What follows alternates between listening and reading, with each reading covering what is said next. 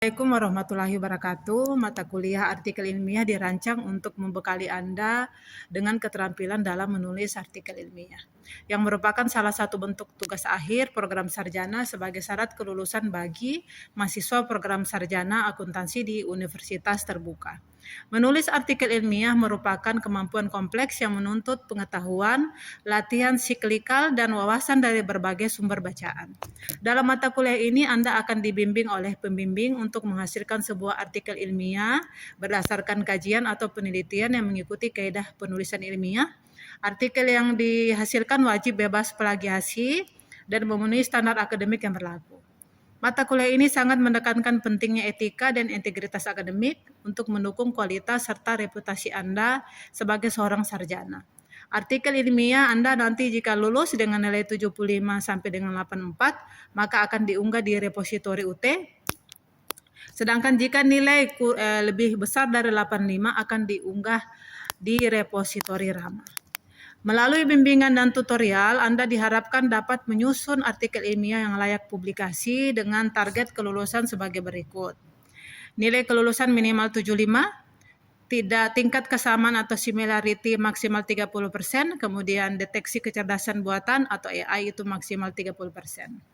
Untuk kebijakan pembebasan, mahasiswa telah mempublikasikan artikel ilmiah di jurnal atau proceeding nasional atau internasional yang terakreditasi nasional atau internasional, tentunya sebagai penulis nama pertama dengan afiliasi UT.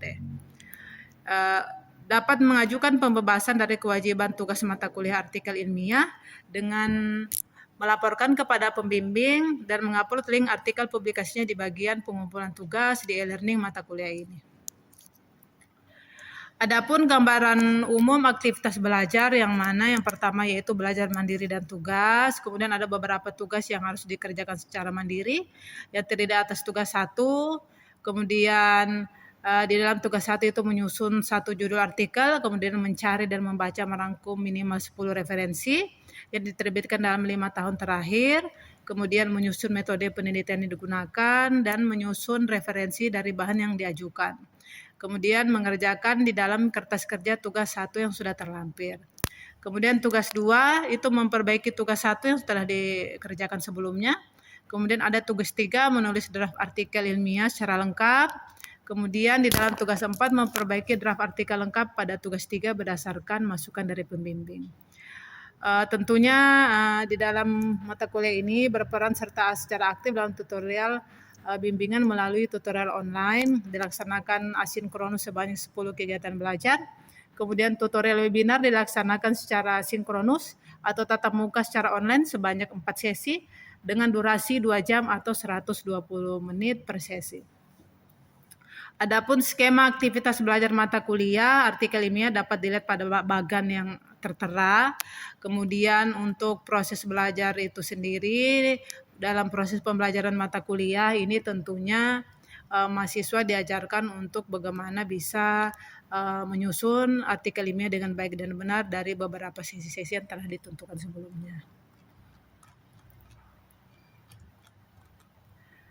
Adapun materi pembelajaran mencakup topik-topik berikut, yang mana itu terdiri atas konsep dasar dan ketentuan umum artikel ilmiah, analisis contoh artikel akuntansi dengan berbagai metode penelitian, kemudian teknik pembuatan judul dan kerangka karangan, tata cara pengutipan langsung dan tidak langsung, dan pembuatan daftar pustaka.